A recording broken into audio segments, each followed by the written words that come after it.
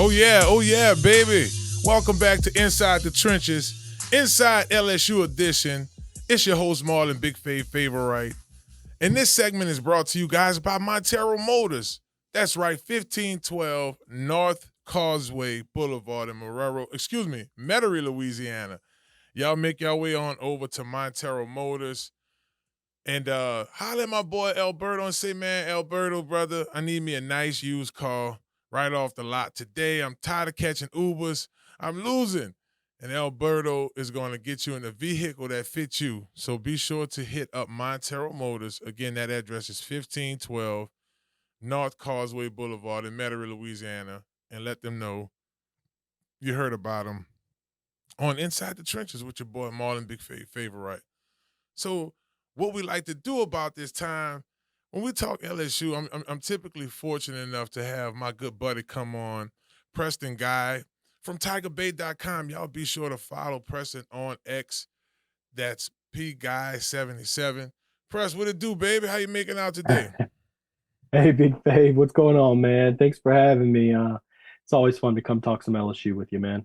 Yes, indeed. Yes, indeed it is, my brother. So I really want to kick it off about big news recently here. John Emery coming out of the portal to come back to LSU for his final season. When you initially heard that John was coming back after watching the spring game and seeing how that running back room was shaping up, what was your initial thoughts?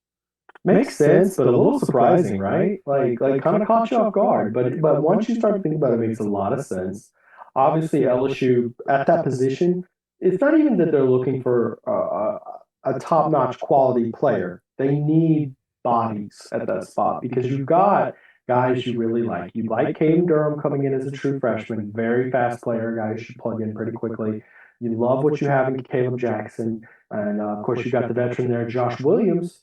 And it seemed like when she had Trey Holly there, I was like, yeah, John Emery, man, you've had your time. Hasn't cut out, hasn't worked, and probably best for all parties involved to move on. Well, a couple months goes by. Trey Holly has his legal situation that's stretching out longer than expected, as one of the judges has recused himself with some sort of conflict of interest involved there. So that case is going to take longer than expected to get done. I think LSU coaches still have a lot of confidence that he will be back eventually, but now it's not even going to be settled until football season's over now. So you have to move forward with the assumption he's not there, but you also move forward with the assumption he'll be back next year. Yeah. So you really only need a 1 year rent player to come in and provide you some quality depth and reps. And who better than really a guy who caught passes from Joe Burrow? Let's talk about that. A guy who's been in your program for so long and he's looking for a home. Well, the reason he's leaving is because he wanted somewhere where some snaps were going to be had. Well, now he's going to be able to get those snaps that he'll shoot because in the Brian Kelly system, running backs get lots of carries. If you look back, I mean, he uses 4 running backs, and he's done that for many, many years now. So I expect him to get some touches, some carries, and make an impact. Hopefully, he can keep it together on and off the field because if anything has defined John Emery's career so far, it's been the lack of consistency, both on and off the field. So hopefully, he can tie it all together and put together a final season before he's off to the NFL. Yeah, he and I talked a little bit a few months ago, and he was just kind of figuring it all out. This is 6 years now for John. As you mentioned, he was there with Joe Burrow on that national championship run. That was his freshman year, and what a career to kick off. He contributed as a running back on that team, but as you mentioned, the consistencies off the field, and that's the beautiful part of now being a 6-year guy. You have that experience, and you understand you're much more mature. So I texted him the other day, man, go ahead and run it back. And he was all thumbs up and happy. But he did have an opportunity to go to UCLA, take those visits to see how other places may have felt or see how those running back rooms looked. And that's what I do. I can't say I'm jealous. I understand, but that's what I appreciate about, how the transfer portal works now. Well, let's take a closer look, I guess, into LSU's running back core guys. You have Josh Williams, Caleb Jackson, Emery's back in, and then you also have Cade Durham. Do we see? And I'm taking you back here. And I'm going back to my day a little bit. I can remember times where it was Justin Vincent, Allie Broussard, Chiron Carey touching the rock. You had a mixture of guys being able to get carries. Do you see LSU taking it back that way? I mean, we tried to get rhythm with rotation last year, but I mean, Caleb Jackson looks good. John Emery's experience, Josh's Yeah. experience. My expectation is at least it's going to be a two-headed dragon type attack here. I think Caleb Jackson and Josh Williams. Josh Williams will get your first reps. Caleb Jackson will get probably a lion's share there afterward. And then you're going to spell those guys with a Caden Durham, and you're going to spell them with John Emery Jr. there. You also have a few walk-ons behind them. You really don't want to rely on them, but you've got a guy like Malachi Lane, who's been in the program now for 3 years. So he's been around. He's a talented walk-on. He knows what he's doing. So I'm not saying it's an ideal situation to have to turn to a walk-on behind those guys, but I'm just saying he's there. It's better than most walk-ons you would be turning to. They have a variety of talented walk-on guys. So it'll be those four. I expect the first two get the majority of the carries. I think they will do a decent amount of rotation, but I do think that this is Josh Williams and Caleb Jackson's backfield year one. When you look across this LSU team, and you look at the areas that's mature, the areas where you do have young guys playing a significant role, like probably going to be on the D-line this year. We see it in the running back core with Caleb Jackson's probably going to get a lot of the snaps this year. But you have enough balance, even though Nussmeier is a first-year starter, like full-time starter, he got a lot of playing time under his belt. He's been in the program for a while. Would you label this LSU's offense fairly young, or because of the maturity of even the offensive line, would you call it like an older team? Where would you put it at? Well, for a team that's replacing as much talent as they are, I mean, we're talking about an offense with 3 first-round picks that they're losing. It's as veteran as you can expect because you've got a senior laden receiving core by guys like Kyron Lacey there. You've got a 5th-year senior back. You have a 6th-year senior back in John Emery Jr. there. You have a quarterback who's never started a season opener. He started one game. It was a ball game, and he's been around the program. This will be, it was his 4th year. He's a redshirt junior. So, given that context, I think it's as veteran as you could expect. Not to mention, the offensive line returns 4 starters. You're going to have 2 seniors and then 2 juniors who are expected to be either first round or close to it, first round picks. This offense, I would label veteran laden despite the exodus of talent we just saw. I'd still say it's a senior laden offense. Yeah, and even like a guy like Hilton, he had playing time, but he got hurt, so he contributed to the numbers that Jaden put up last year. You have a guy like him coming back, a guy with some SEC experience, and a West Banker in Xavion Thomas from John Eric. You have a guy. C.J. Daniels too. You have a guy like him as well. So it is. Excuse me, I had a little hiccup over here. I was mentioning Xavion being from Aurora. He's a West Banker, but he had some playing time at Mississippi State.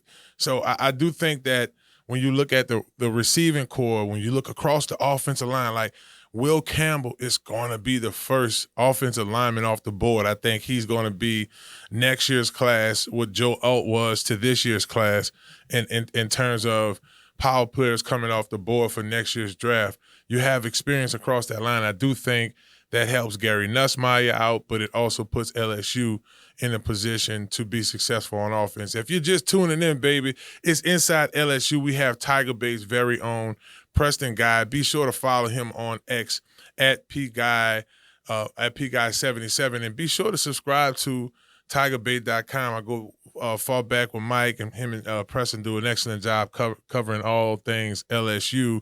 And I just think that, if you want to find out about recruiting and if you want to stay in touch with what the Tigers going on, be sure to check those guys out.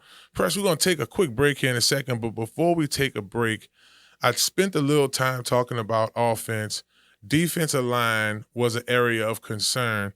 And I asked you about this on the show before. I'm like, what guys on the interior line, like a Guillory, has to step up? We talked about that.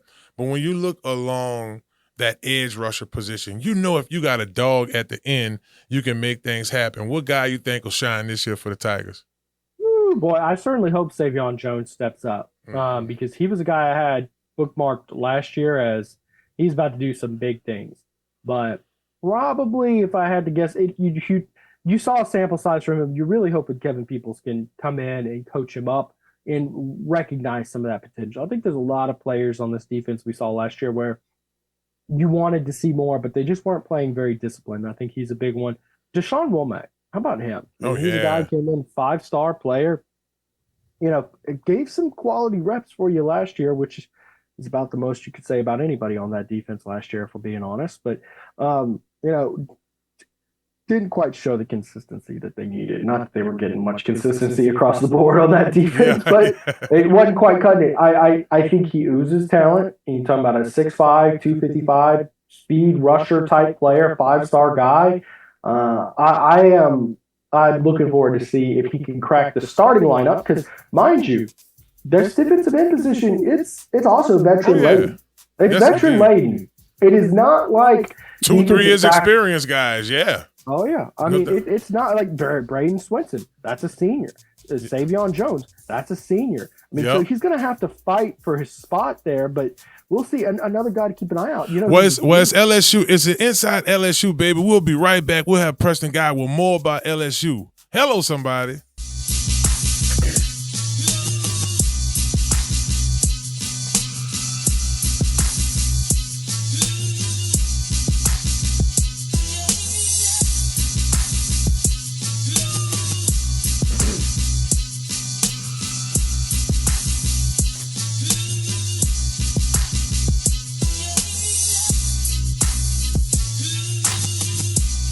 Are you a student athlete looking to take your career to the next level?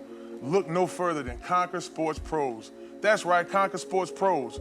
Our team of experts will get you guys on the right path to your student athlete journey in life. That's right, we have every position in football you need, and we also help out with other sports. At Conquer Sports Pros, you have everything from a list of consultation, training, and also media training. Yeah, that's right. When you take your career to the next level, play college and hopefully pro, you'll get lots of interviews. Call Conquer Sports Pros today. You can reach them at 504-319-6672 or visit marlonfavorite.com for more information. Hello, somebody. Hello, somebody. It's your boy Marlon Big Fave Favorite. And when I'm hungry, I like to make my way to Small Sliders. 1635 Barataria Boulevard, Marrero, Louisiana. Simple on purpose. When I tell you their burgers are delicious, have some great sauce on them, I'm telling you, when you're just hungry and just need to grab a quick bite, this is the perfect place for you. Small Sliders. The customer service is nice. It's somewhere you can bring the family, hang out and chill, enjoy the atmosphere. Now I'm a big boy, so when I like to take my Small Sliders, I like to get the biggest smalls. Double patties, bacon, cheese, you name it. Just a delicious burger. And I like to top it off with my favorite, the cookies and cream milkshake. There are 3 delicious flavors: milkshake, chocolate, vanilla, and cookies and cream. Small Sliders. Simple on purpose. Y'all come on and slide through, baby. And let them know that you heard about them on Inside the Trenches with your boy Marlon Big Fave Favorite. Watch out there now.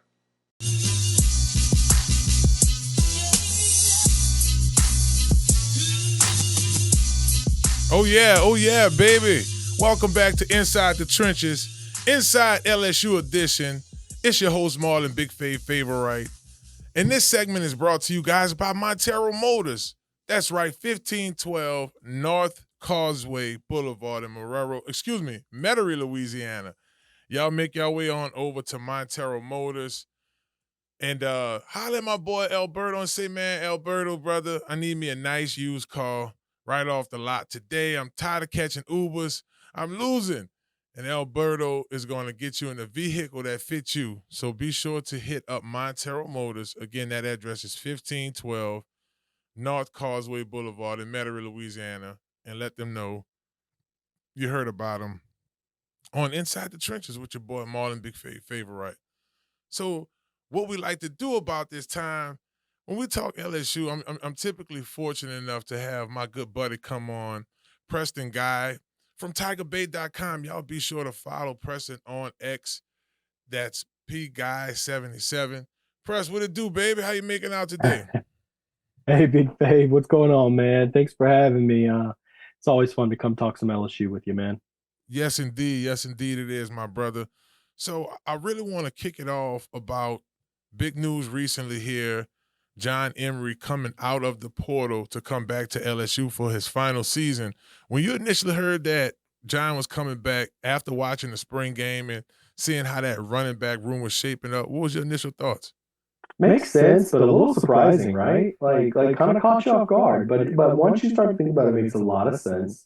Obviously, LSU at that position, it's not even that they're looking for a top-notch quality player. They need bodies at that spot because you've got guys you really like. You like Caden Durham coming in as a true freshman, very fast player, guy who should plug in pretty quickly.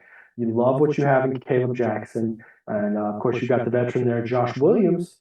And it seemed like when she had Trey Holly there, I was like, yeah, John Emery, man, you've had your time, hasn't cut out, hasn't worked, and probably best for all parties involved to move on. Well, a couple months goes by. Trey Holly has his legal situation that's stretching out longer than expected, as one of the judges has recused himself with some sort of conflict of interest involved there. So that case is going to take longer than expected to get done.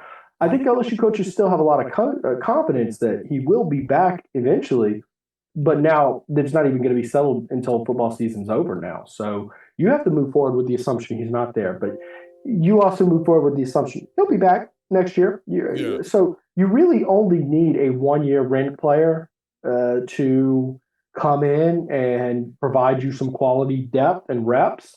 And who better than really a guy who caught passes from Joe Burrow? Let's talk about that. A guy who's been in your program for so long and he's looking for a home. Well, the reason he's leaving is because he wanted somewhere where some snaps were going to be had.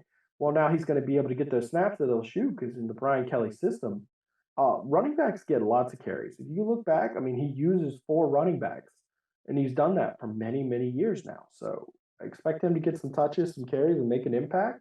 Hopefully, he can keep it together on and off the field because if anything has defined John Emery's career so far, it's been the lack of consistency, both on and off the field. So hopefully, he can tie it all together and put together a final season before he's off to the NFL.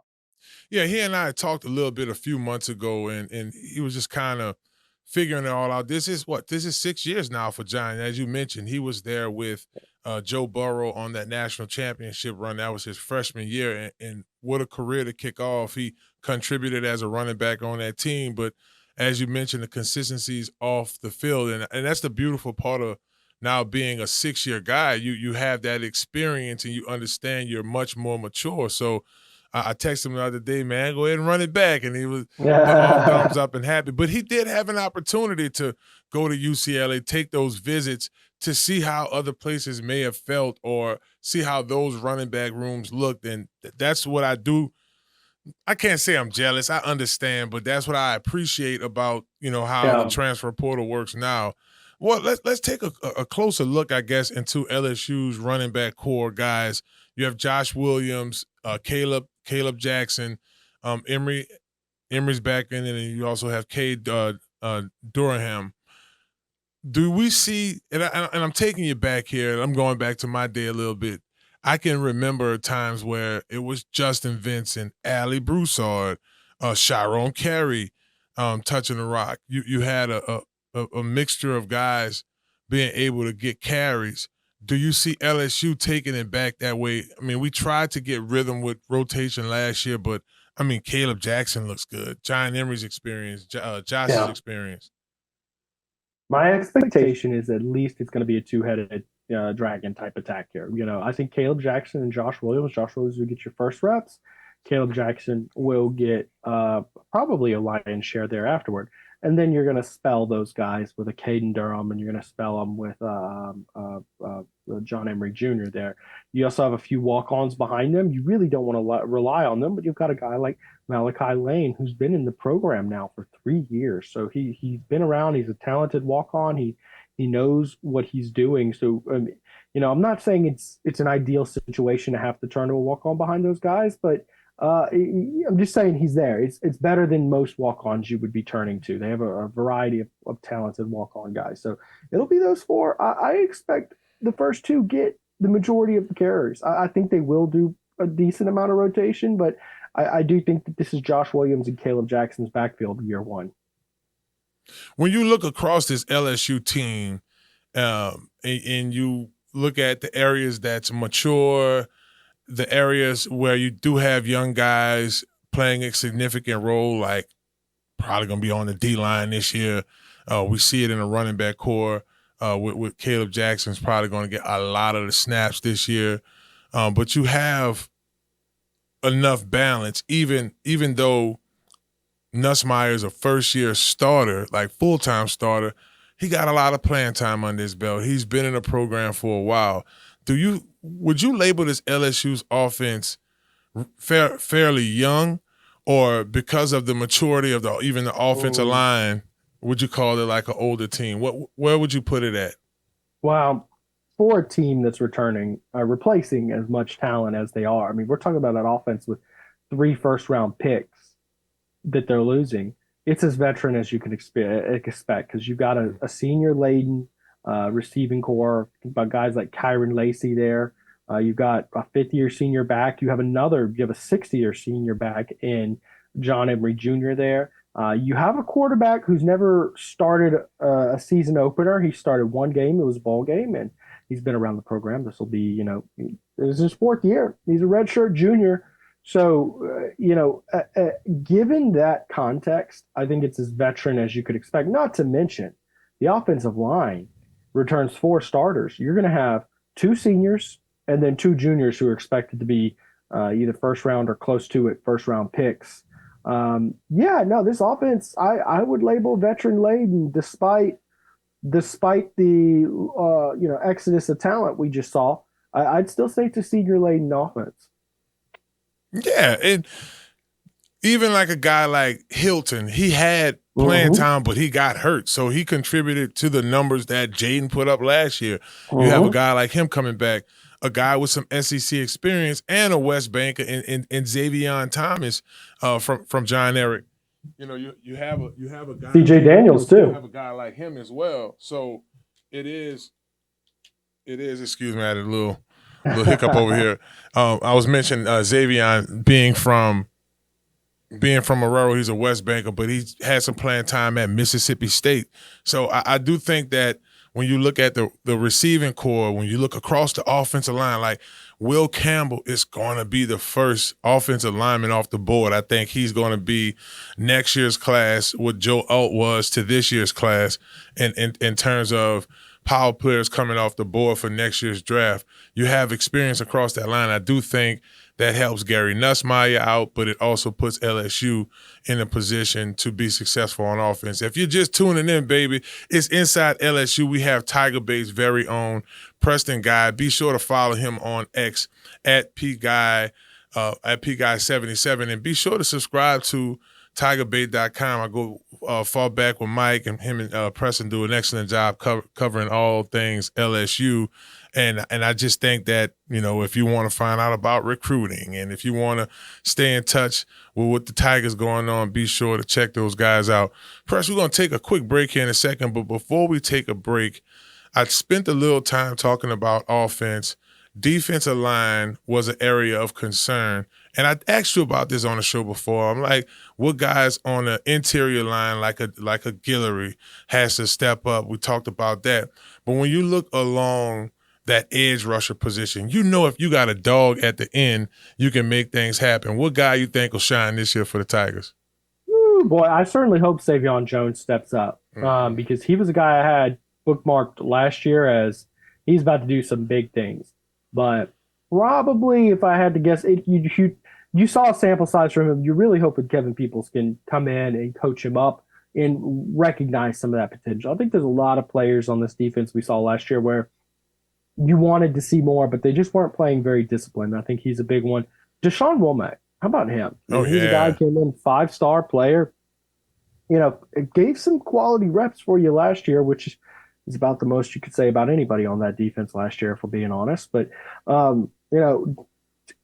didn't quite show the consistency that they needed. Not that they were getting much consistency across the board on that defense, but it wasn't quite cutting it. I think he oozes talent. You're talking about a 6'5", 255 speed rusher type player, 5-star guy. I'm looking forward to see if he can crack the starting lineup because, mind you, their defensive end position, it's also veteran laden. It's veteran laden. It is not like 2-3 years experience guys, yeah. Oh, yeah. I mean, it's not like Braden Swinson. That's a senior. Savion Jones. That's a senior. I mean, so he's going to have to fight for his spot there, but we'll see. Another guy to keep an eye out. It's LSU. It's an Inside LSU, baby. We'll be right back. We'll have Preston Guy with more about LSU. Hello, somebody.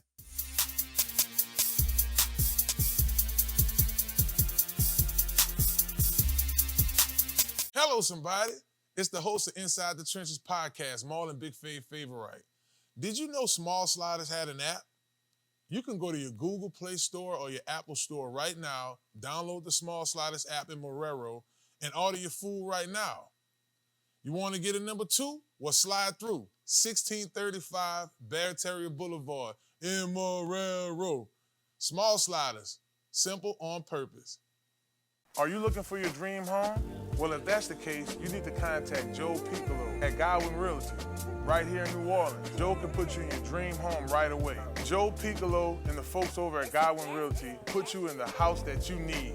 Even if you're looking to invest in some property, they'll do an excellent job with that as well. Contact Joe today at 504-251-8341. Again, that phone number is 504-251-8341. And also contact Joel at joel.godwinrealty.com. No need to dream anymore. Godwin Realty will put you in the dream house of your reality. Hello, somebody.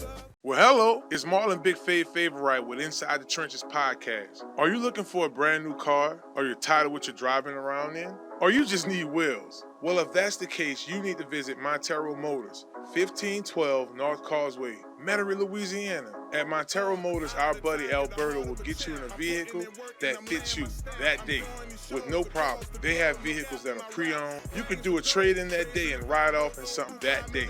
Visit MonteroMotors.com for more information and let them know you heard about them on Inside the Trenches podcast. Hello.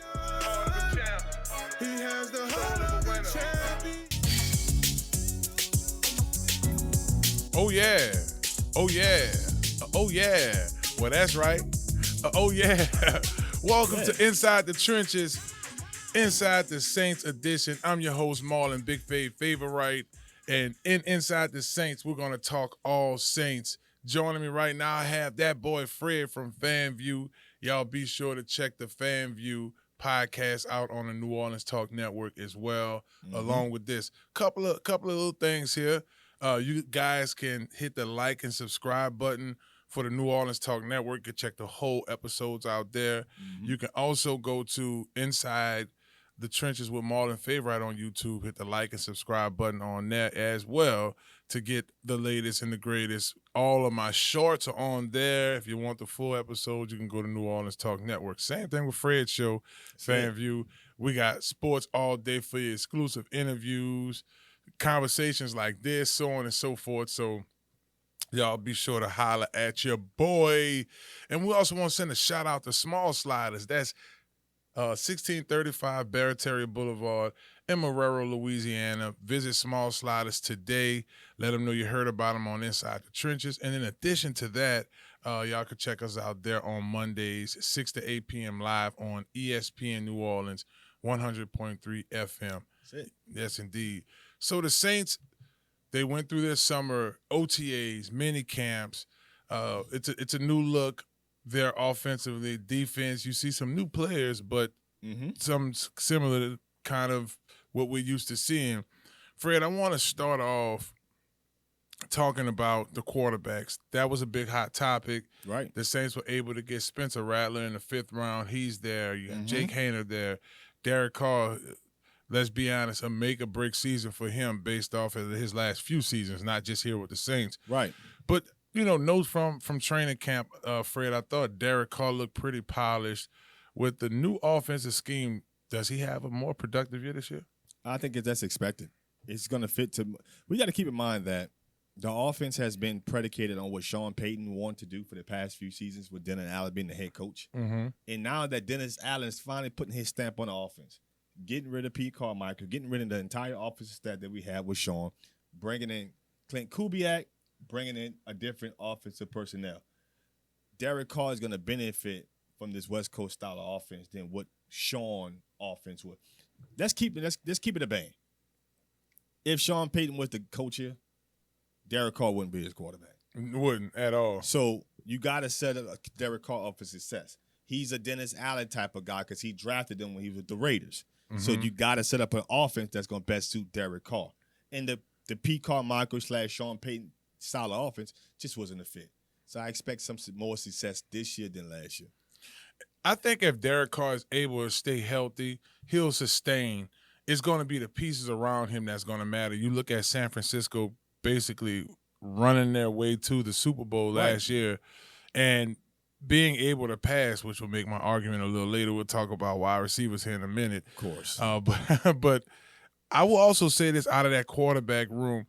Jake Hanger doesn't look bad. He's just small, Fred. He's undersized. Yeah, man. But his mini camps and his OTAs, listen, I think that we all, as Saints fans, have just said, and it has a lot to do with the picture he took last year. Let's just keep it a band. Oh. Let's keep it a band. It has everything to do with the picture he took last year. Everybody's looking at the picture like, well, I don't know what we got here. This don't look like a quarterback. But it is what it is. So he's performing. He's not letting his QB2 spot just give it up. Mm-hmm. We already know Nathan Peterman has a shot, and he's not going to win at all, But at the end of the day, Jake Haener is out here having a heck of a performance in OTAs and mini camps, and he's just not letting QB2 just slip by the wayside. Yeah, the numbers are definitely there for him. Absolutely. You go out there, he's being productive. I want to say him and Derek Carr last week when we were out there, they had a turnover. But it might have been one of them weeks. One of those days, should I say, we were out there. Mm-hmm. But it was a tip ball. It was just really a good play for them defensively. For the Saints. So it's just something to pay attention to. Insurance or just a good developed player later on down the line. To my Jake? Spencer Rattler. I think Spencer Rattler is on the hook for winning QB2. I think if Spencer Rattler, at the end of training camp going into week 1, if he's not QB2, I think a lot of people are going to write Spencer Rattler off. Ooh. I think a lot of people are going to write Spencer Rattler off. Now, granted, it's because of the pedigree and him being a former 5-star, being the number former quarterback in the country. I understand that. Transferring to, from Oklahoma to South Carolina, not being the projected first-round pick, going day 3. If he is not QB2, a lot of people are going to suggest that Spencer Rattler is not going to be the starter in this league. And I'm on board with them.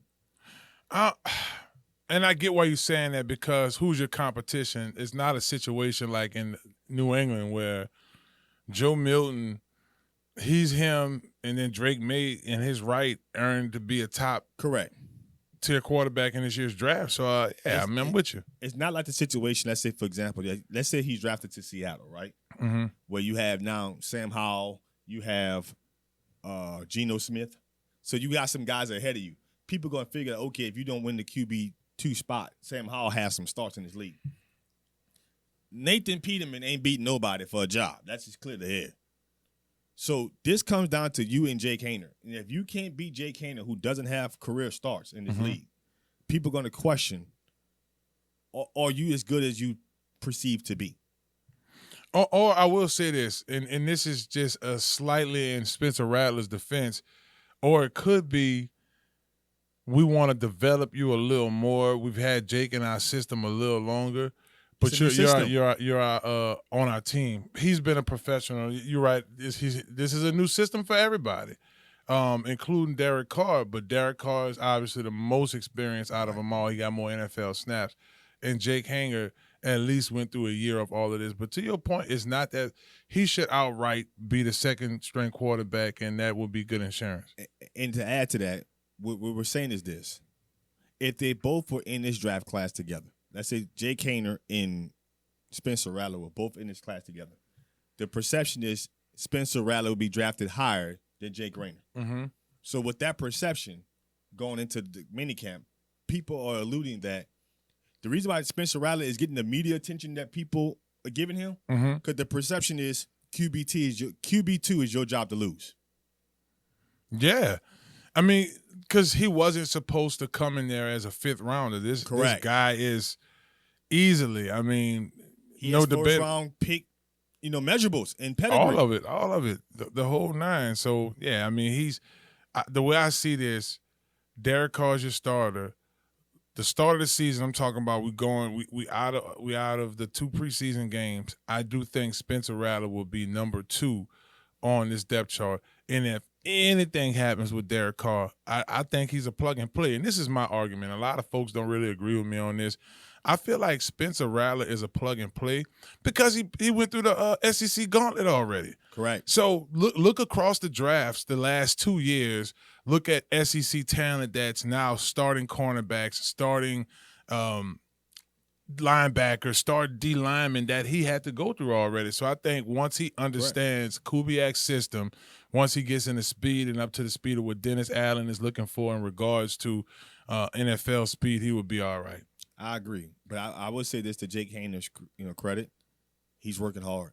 Yeah, he's just small, man. He's just undersized, but he's not letting it go. That's good. I mean, I think eventually he'll be a good practice squad player to have on somebody's team. If not, he's gonna go kill it XFL.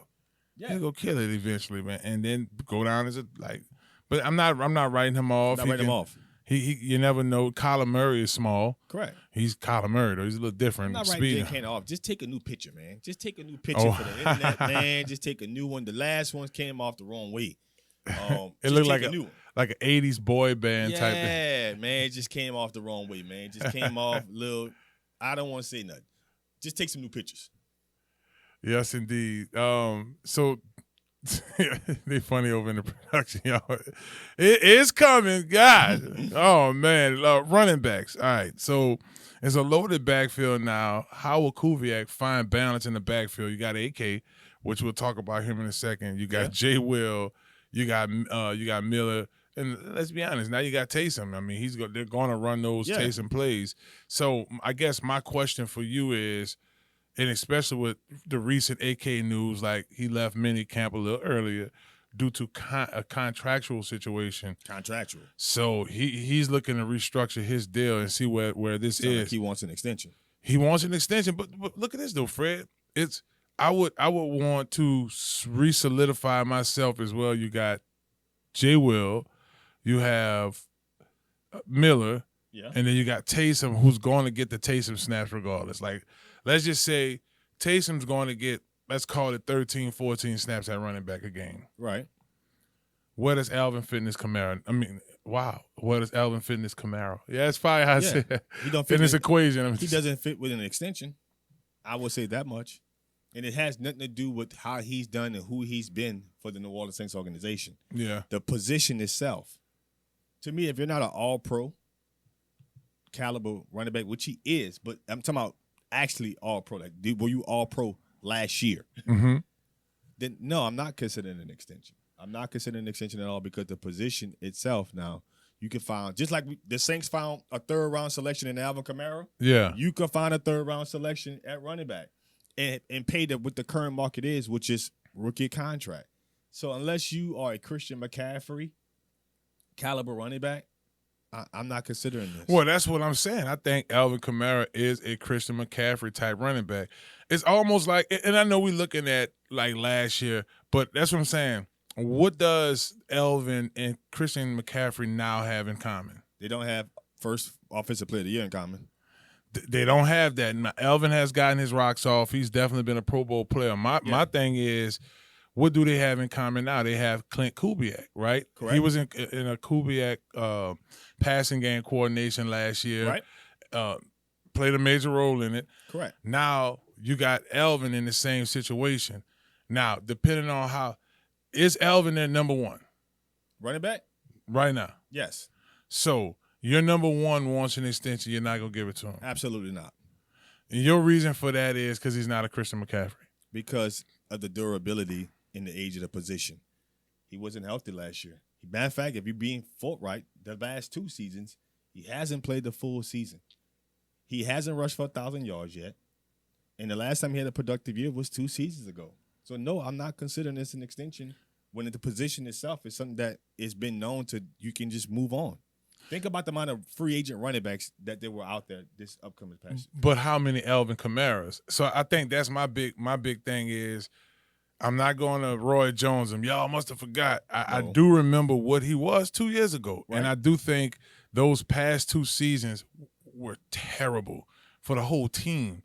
Like the first year where, this is Coach Dennis Allen's 3rd year. Mm-hmm. So you try to recycle a Sean offense with not the right offensive line intact, no, not having your right quarterback with Andy Dalton. Try to come back with Derek Carr. It wouldn't happen with Derek Carr.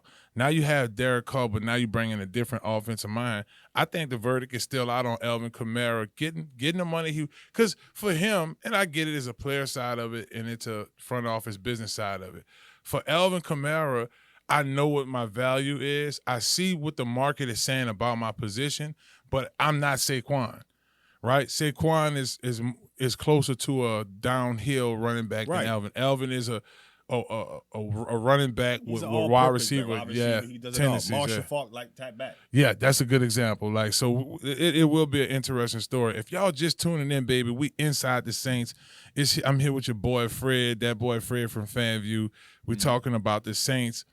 During this summer, they had their OTAs, mini camp. You got guys like Elvin Kamara looking for a contract extension. You got a lot of guys that got to prove it this year. Conversations about Marshawn being potentially traded before the season. So much to talk about. I want to get to this receiving core, right? Okay. You got the 3 amigos. You have A.T. Yep. Perry. You have Rashid Shaheed. Yep. And, of course, you have Chris Olave. Correct. I do anticipate, and you tell me this, do you see maybe Wilson and St. Brown being heavy in this rotation of receivers? Unless one of those guys so happen to have an injury, no. You don't see 4 to 5 receivers. I see Wilson on special teams unless one of those 3 guys are injured. Cedric Wilson, a 2-year contract 2-year guy. contract, special teams guy, could do some returns, some punts. There's going to be some plays, but I don't see him being an impactful player on offense. 5 ball catches, not 7. Think about Okay. it. The three receivers. Yeah. Elvin Kamara is going to catch the ball. Correct. Right in your tight end. Correct. 5, not 7. Correct. I don't know. I don't see Cedric Wilson being that productive in his offense. I don't know. I think he's a veteran guy, and you bring a veteran in, but he's going to do a lot of special teams things, and he's going to also be available in an event that one of those 3 guys are unable to play. St. Brown cut. I don't have him making the final roster because I like the kid out of Pitt that we drafted. Yeah. Oh, yeah, Means. I like Means. So Means. Does he get into this 5-man rotation? I think he's going to have the same role that A.T. Perry had last year. But as toward the season comes along, he's going to start getting more offensive opportunities. That's funny. I'm laughing at that because let's look at this is a totally different. It's really a new regime now because Coach Carmichael was the last of the Sean Payton regime, right? Correct. So let's look at that. All right, you had Robert Meacham, Devery Henderson. You had as another pass catcher. You had Shockey. Yep. You had Lance Moore. Yep. I'm missing a couple of pass catchers. Marcus Colston. How could I forget that? Marcus Colston, Reggie Bush. Right. Pierre Thomas. I'm still missing a pass catcher. I know I am. I said my one tight end. I can't say Hill. Hill, I don't think was a major pass catcher on that team. He came later on. I'm missing 7. They had 7. You don't think they get back to 7 this year? No. I gotta see that. I do. That's not the design of the offense. That's not the offensive construction. No. San Francisco, Ioka, Brandon Ayuk. Brandon Ayuka. Sorry, Ayuka, which he got to get paid too, huh? Yeah. You got Samuel, Mm-hmm. Kittle, Yeah. McCaffrey. Yeah. I'm missing some pass catchers. No, you're not. I feel like they got more than Juwan Jennings, and that's about it. they have 5 pass That's catchers. it. Okay, we're gonna see that. Speaking of 5, top 5 wide receivers right now in the NFL. Let's look at it. Here. Okay. This is just my opinion, and you may feel different. Okay. You know? Number 1, Justin Jefferson. Okay. I'm gonna go ahead with another tag in Jamar Chase. Fair. I'm gonna go CeeDee Lamb next. Fair. You like the way that's going, huh? Okay. So far, so good. Now, it could go a number of ways, but I'm gonna just have it go this way. Tyreek Hill, Okay. and I think Chris Olave can slide in that 5. You're bad. You're bad.com. I don't know, You're bro. bad. I don't. I'm just So Armand St. Brown don't make your list. okay. Armand St. Brown is It's better really, than Olave. he. Okay, I'm saying he was better than Olave last year. I'm saying this year He by can be better game than him 7. this year. We'll see. He just got paid. He got a boatload of money. He might could be an honorable mention. I might can give him 6. Well, what? But what I'm saying right now, top dogs come game 7 of the 2024 season. This is my bold prediction. All of it ain't bold. Justin, Jamar Chase, CeeDee Lamb, Tyreek Hill, and I think Chris Olave could be a top 5 receiver. Well, what? You know how many people he got to climb the ladder over? We mentioned one of them earlier, Brandon Ayuk. You got Wilson from the Jets with Aaron coming back. You got forgot about Puka. A.J. Brown. A.J. Brown and Slim Reaper. I think come week 7, he's going to be more productive than them. Well, That's what I'm saying. I got y'all. Y'all got to go off last year. I'm looking I'm going off what's better. based off of last year. I'm saying Every year, the not just production. last year. Every year. Chris Olave, he's still in his rookie contract. He still got a lot to prove. Oh my goodness. I think this. So he better than Diggs. I think this year He better than Devontae Adams. We got Devontae. Devontae wasn't all that last year. Diggs, we got to see him in his new system with the Houston Texans. You can look at them boys. I think Dale. I do think. What about DJ Moore? I thought about all of them. DJ Moore out there, Chicago. He's gonna be splitting reps with my boy from the Chargers. With What about Puka Nacua? I talked about Puka already. What about Cooper Kupp? I thought, man, I'm telling you, look at this boy. Look at Chris Olave. I'm telling you, he's going to be the number. Think about it. He don't have no Michael Thomas distractions this year. Look how productive he's the reason productive. The reason I say he's going to slide in the top 5 this year is because he has. It's no question that he is the number 1 receiver on this offense. He wide receiver 1. Look at Ayuk. Look at the type of season he had last year. They got to pay him. Yeah. So I think he's gonna be even more productive than him this year. Well, I'm telling you, we're gonna game 7. Watch. Listen. Y'all got this, right? Y'all hear Fred. Fred said it ain't happening. It ain't happening. I'm saying it's on like Donkey Kong. Top 5? He's gonna be top 5 come week 7. Now, will he maintain that to like week 12? We'll see. But I think look at it doing the little dance. He's gonna be doing that a lot. He could get down. Look at that. Look at the route running. Look at this, man. This boy's a top receiver. Chris Olave. He's a top receiver, but not top 5. He might be him this year. I'm telling you. Listen, I'm gonna name y'all some guys. He in your top 10? Huh? Chris Olave gonna be in your top 10 week 7? He's scraping 10. He's at 9 or 10, maybe, and that's a maybe. Yes, indeed. Yes, indeed. And that's a maybe. All right, I'm listening. Who you got? Okay, obviously, we're gonna start with Justin Jefferson, Jamar Chase, Tyreek Hill, CeeDee Lamb, and Armand St. Brown. Those are my 5. A.J. Brown's gonna be 6. I have, to me, at that point in time, Stephon Diggs is still in there, 7. Devontae Adams at 8. I still got to see all of them. And this is where the things start getting interchangeable. Ayuk could end up being in that conversation at 9. Yeah. St. Brown, if he can duplicate anything of Puka Nacua, if he can duplicate anything of last year, he's gonna be in that conversation. So there's some guys that's gonna be in these conversations. Garrett Wilson. What if Aaron Rodgers come out there fine? Garrett Wilson. I'm with you, but what I'm thinking, whatever the issue is here in New Orleans at the quarterback position, we got it straight. And I think, look, this is going to be probably Derek Carr's. I didn't even mention Mike Evans. Mike Evans is in this conversation. I think he's going to be better than Mike Evans this year. Mike Evans had 13 touchdowns last year. I know. Chris Olave had what, 9? He wasn't even close to double digits. Wasn't even close. Let me see. He had 5. We're not gonna do this. Okay, he about to double that this year. I'm telling you. He had 8 more than him. That's a lot more. We're gonna see. I mean, but look who his quarterback was last Baker year. Mayfield. That's not Right. that's not Baker- saying high regards. What you mean, boy? Baker took them boys to the playoffs. Baker not like that, boy. The NFC South was the worst division in football. They were definitely the It worst was division. bad.com. They wasn't good. But what I'm saying is, I don't know how good they're gonna be this year. But watch, we're gonna look at the NFL.com thing. And it's gonna say the top performing receivers, and you're gonna see Chris Olave up there.